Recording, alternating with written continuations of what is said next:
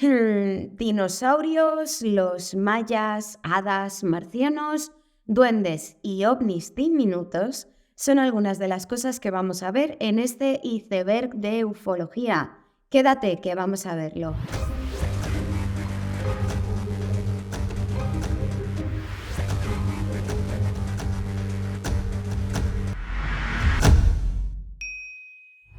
Hola y bienvenidos a Enigma, un canal en el que hablamos de cosas raras.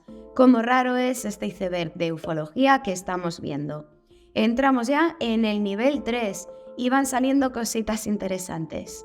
Antes de empezar, indicaros que el iceberg lo ha hecho el usuario Amelia Lightsperts, por lo que le damos su merecido mérito. Y finalmente, que hago resúmenes para que no nos eternicemos, pero ahí estarán los datos para que podáis buscar más información de algún punto en concreto que os interese. Y como me gustan las intros cortitas, vamos a empezar. Pues empezamos fuerte este nivel, y sí, esto es justo lo que dice el título, que en realidad habrían sido los extraterrestres los que habrían provocado la extinción de los dinosaurios con el objeto de intervenir en eso de que fueran luego los mamíferos quienes se alzaran y la evolución pudiera desembocar en nosotros, ya sabéis. He regresado a la época en la que había dinosaurios no solo en los zoos. ¿Qué se argumenta? Pues, por ejemplo, que lo habrían hecho con explosiones atómicas.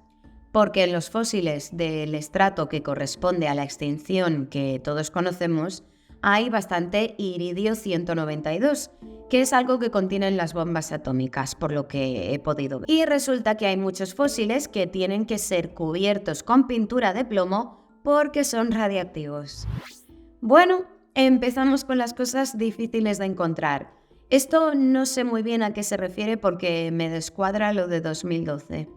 Lo que he encontrado son estas piezas que os voy a ir poniendo en pantalla, que al verlas uno dice alien, totalmente alien. A ver, estas imágenes comenzaron a circular por internet en el 2011, cuando todo el mundo estaba con lo del fin del mundo para el 2012. Y por eso me parece que pueden ser estas en concreto. Pero no puedo encontrar referencias a dónde se encontraron y dónde están ahora. Ningún museo, ningún estudio, nada de nada. Lo que me resulta bastante extraño teniendo en cuenta lo llamativo de las piezas. En algunas webs dicen que son mayas, en otras que son aztecas. Un lío todo, no hay información concreta, así que me huelo que son falsas. La idea de que los extraterrestres son la manifestación moderna de fenómenos mitológicos es un tema que aparece en la llamada hipótesis interdimensional, de la que, por cierto, hay un vídeo en el canal. La hipótesis interdimensional sugiere que el fenómeno ovni no vendría del espacio exterior, sino de otras dimensiones que interactuarían con la nuestra. Así, los ovnis serían la manifestación más moderna de un fenómeno que se ha producido a lo largo de toda la historia y que en épocas anteriores se interpretaba de formas diferentes. Es decir, que el fenómeno podría haberse presentado con diferentes máscaras a lo largo de la historia y que ahora se estaría manifestando con la que todos conocemos. Otra forma de interpretar este título sería la que propuso Carl Jung, quien afirmaba que los ovnis harían como sustitutos de las deidades más tradicionales, porque muchas veces son interpretados como agentes de salvación. Ya sabes, todo esto que se dice de que vendrían a salvarnos o ayudarnos. Os traigo amor. ¡Nos trae amor! ¡Que no se escape! ¡Rompedle las piernas! Se propone que podrían existir una conexión entre los encuentros con extraterrestres y los encuentros con hadas. Y es que en los testimonios de ambos tipos se dan muchas similitudes. Es algo que fue apuntado por investigadores como Jacques Vallée, refiriendo similitudes como que en ambos tipos de encuentros, tanto los relatados en el folclore y la mitología, como en los modernos relatos de encuentros cercanos, aparecen luces extrañas. El testigo se encuentra como en una campana de irrealidad. Muchas veces sienten que su voluntad está siendo controlada. También son raptados y llevados a otro lugar. Y ahora tenemos una visión muy dulce de las hadas, pero antaño eran seres un tanto siniestros, que se llevaban a niños sobre todo. Señor Simpson, tengo miedo. El papiro Tuli es un antiguo texto egipcio que describe lo que muchos interpretan como un avistamiento ovni que supuestamente tuvo lugar durante el reinado de Tutmosis III, alrededor del año 1480 a.C. El papiro fue descubierto por quien fuera director del Museo Vaticano y más tarde lo encontró Boris de Reichelbets entre los papeles de Tali.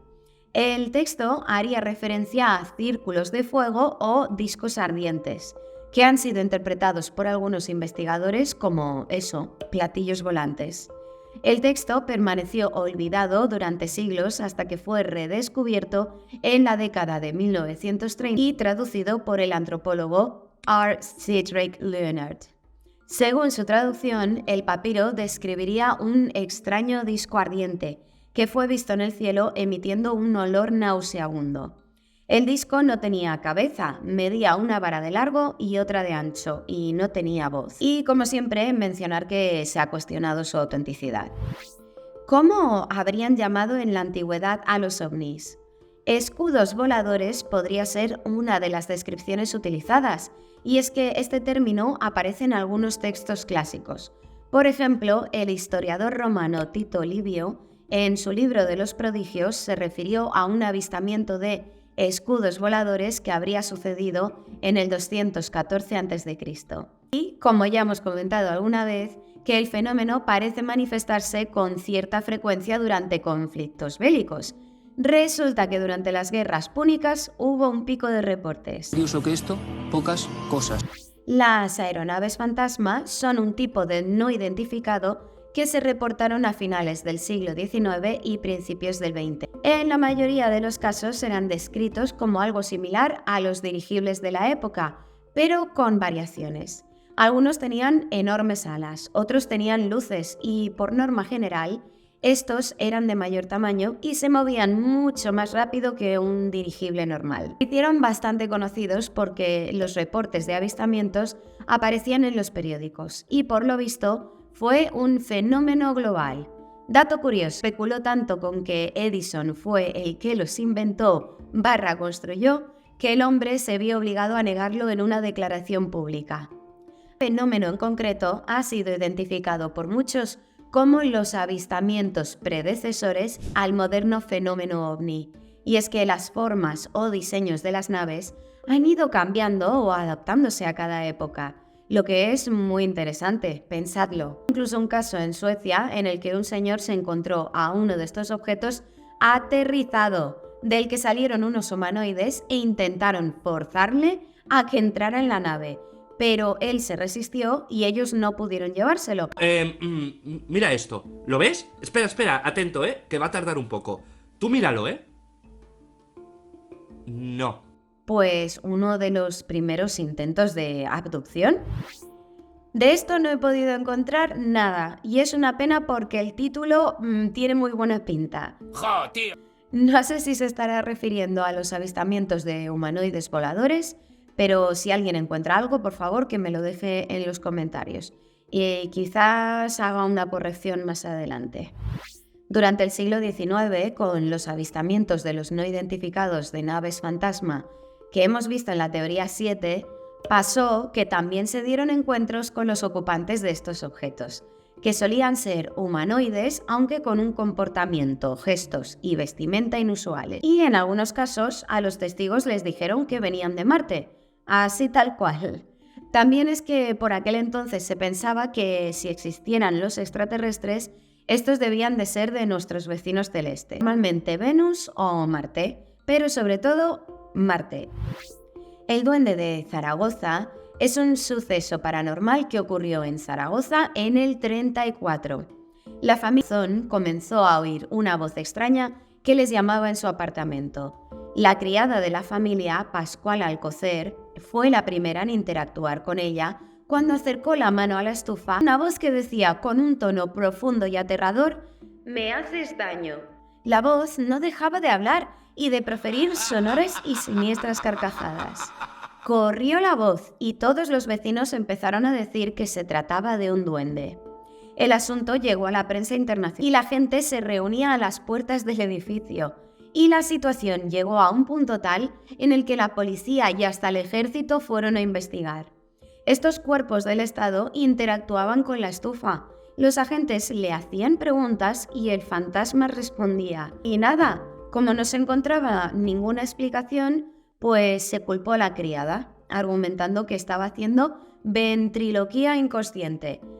A la pobre mujer la tacharon de estafadora y ella acabó recluyéndose y no queriendo volver a hablar del tema nunca más, aunque nunca se llegó a demostrar que ella fuera la causante. El caso nunca se resolvió y el edificio de apartamentos donde ocurrió fue derribado en el 77 para ser sustituido por uno nuevo llamado Edificio Duende, en recuerdo de los extraños sucesos. Vale, esto, por lo que he visto, es un movimiento creado por un señor que se llama Jordan Riva, que tiene un canal en YouTube, en el que habla sobre espiritualidad y expandir la conciencia y cosas así como muy New Age. Pero se mete en todo lo que os podáis imaginar: alquimia, astrología, que si los chakras, la tierra hueca, profecías, viajes en el tiempo, de todo. ¡Psicodélico, tíos! Abajo las peluquerías. Pero aquí lo que nos interesa es que también habla de extraterrestres. ¿Y qué se dice?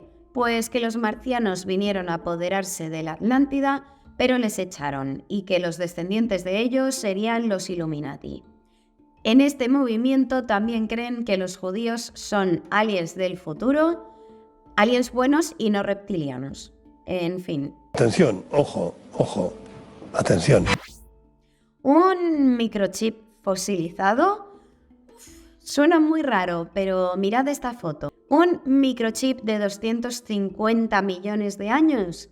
Eso supondría que una civilización avanzada habitó el planeta por aquel entonces. Algo muy gordo, pero este objeto encontrado en Rusia es un lirio de mar fosilizado del periodo carbonífero. Fue encontrado por un pescador y fue enviado a la Universidad Politécnica Estatal de Rusia Meridional de Platov para que lo analizaran. Y no he visto universidad con nombre más largo, pero bueno. Esta emitió un comunicado en el 2014 aclarando esto que os comento, de que en realidad es un lirio de mar. Pero, como siempre, algunos opinan que esto no sería cierto y que se estaría tratando de encubrir la realidad.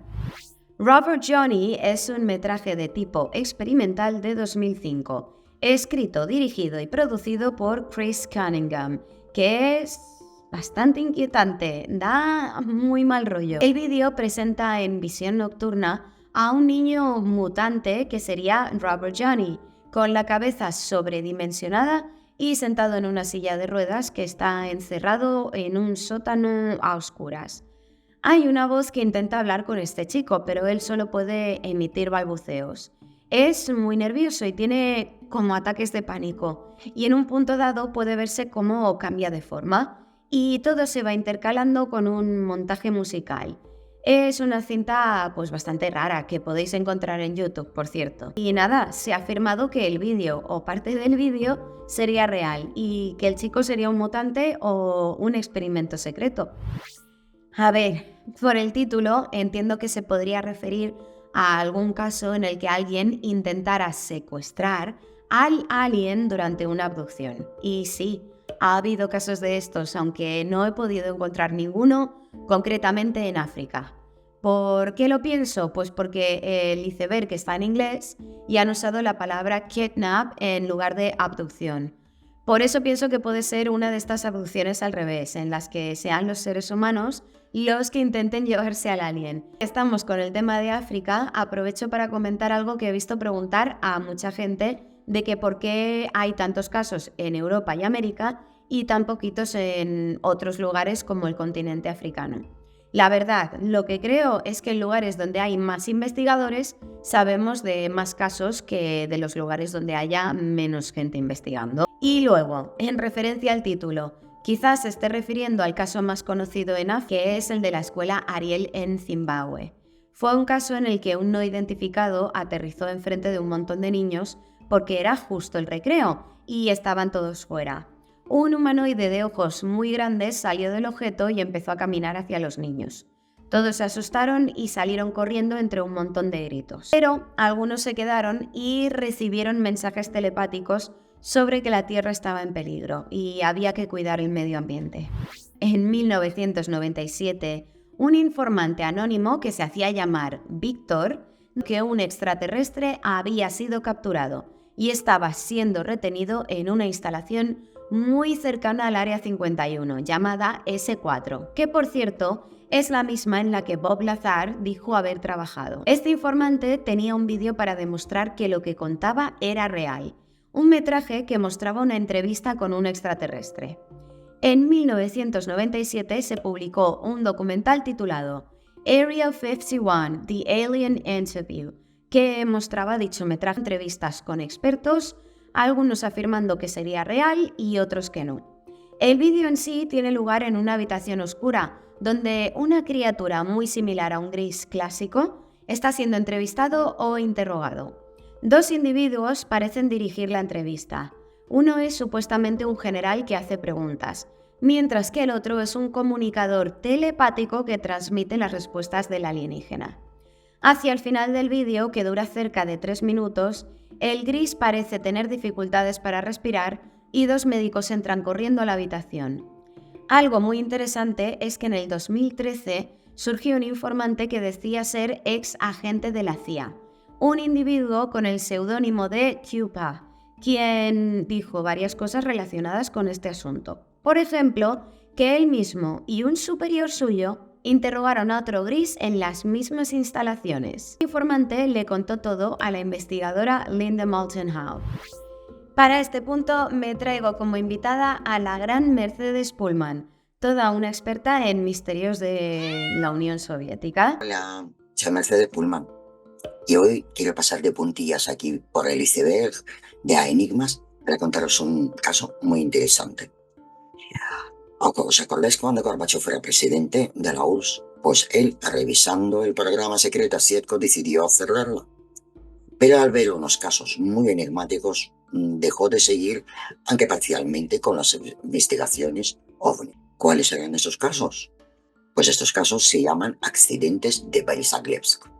Fueron dos accidentes realmente aéreos con dos cazas involucrados en la base militar de Borislavlevsk, en la región de varones. No, siempre varones. El primer caso se produjo en abril de 1984. La tripulación de MiG-21, que estaba realizando maniobras de entrenamiento, recibió una advertencia de aparición de un objeto no identificado. Después de un rato, parece que el avión rozó con algo. Tras el fuerte golpe, el motor se paró y el MiG empezó a caer. La tripulación se catapultó con éxito, pero el avión, sinceramente, lo dieron por perdido.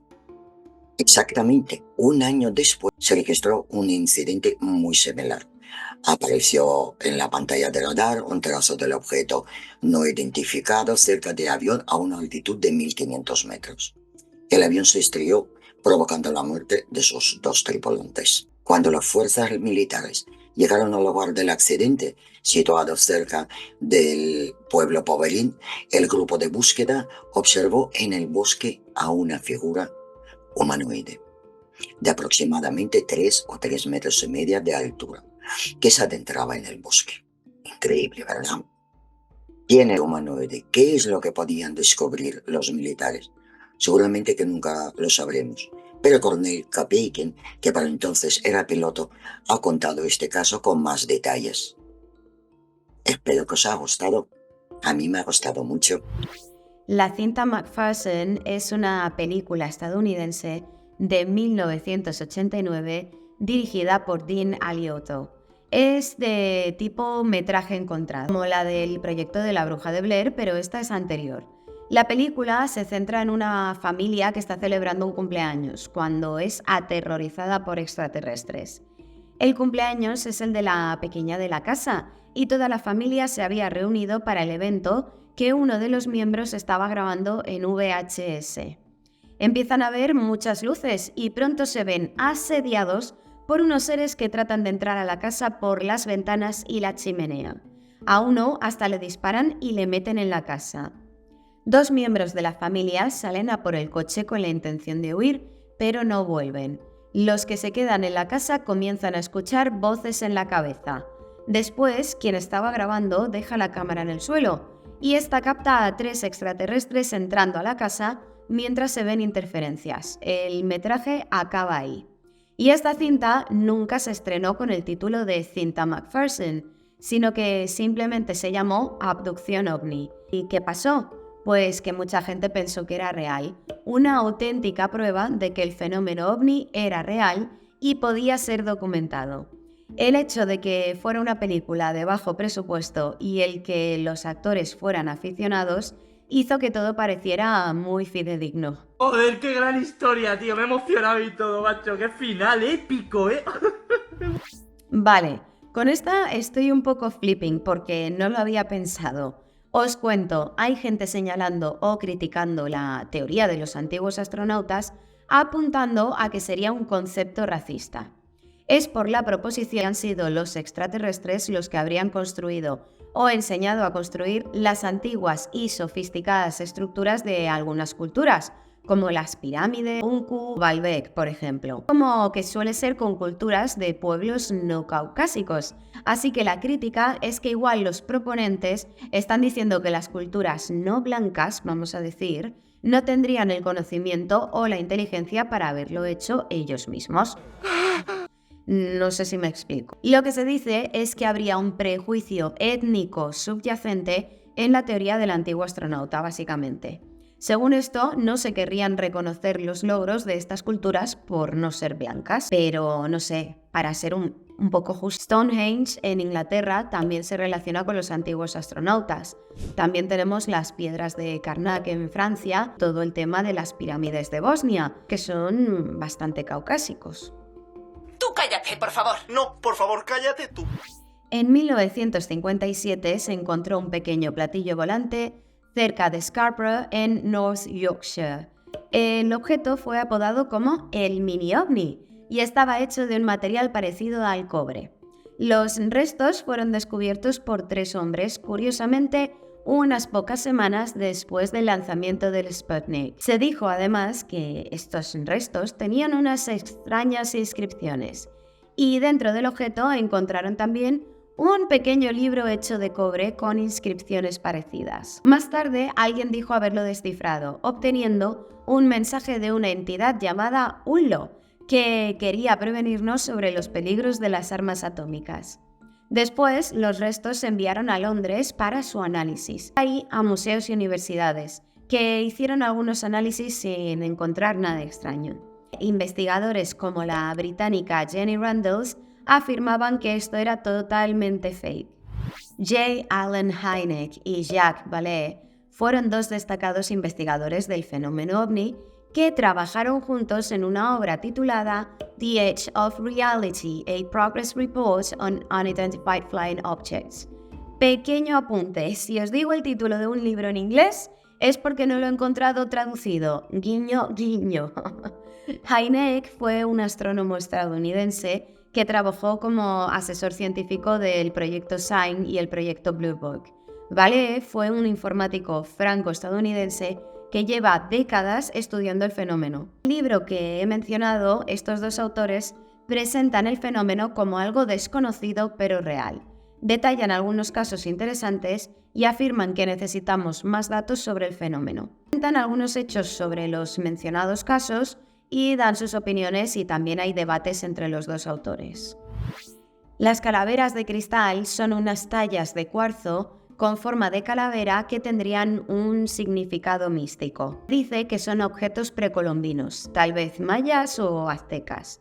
Las historias sobre las calaveras se refieren a que tendrían poderes sobrenaturales, que podrían aumentar ciertas capacidades psíquicas de quien se hallara en su presencia, o incluso curarles de alguna enfermedad. Hay una leyenda todavía más interesante sobre estas calaveras, que dice que serían artefactos de la Atlántida y que habría un total de 13, de las cuales se habrían descubierto 8, y que cuando se junten todas se revelarán antiguos conocimientos atlantes a la humanidad, lo que tendría cierto sentido. Los cristales de cuarzo podrían almacenar una gran cantidad de información. Y ya de ello como la tecnología que utilizaremos en el futuro para guardar información. Durante la Segunda Guerra Mundial, los pilotos de aviones aliados declaraban una y otra vez haber visto varios no identificados mientras volaban. Normalmente eran luces anaranjadas, rojizas o verdes que volaban junto a los aviones. A veces era una y en otras ocasiones eran varias que buscaban información, haciendo maniobras imposibles para la tecnología de aquel momento. No aparecían en el radar y al principio se pensó que podían ser armas del bando enemigo, pero lo que los aliados sabían era que el otro bando estaba teniendo encuentros con Foo Fighters también. Pues hasta aquí la primera parte del nivel 3. Y no os preocupéis que tengo intención de acabar tanto este iceberg como el de las conspiramiaus. Tarde, Luqui, tarde, me da igual, mientras la salud no me lo impida, os prometo que los voy a acabar. Así que suscribiros al canal y darle a esto de la campana para no perderos los siguientes vídeos. Y como digo siempre, aquí hablamos de cosas muy raras, pero cosas más raras se han visto. ¡Hasta pronto!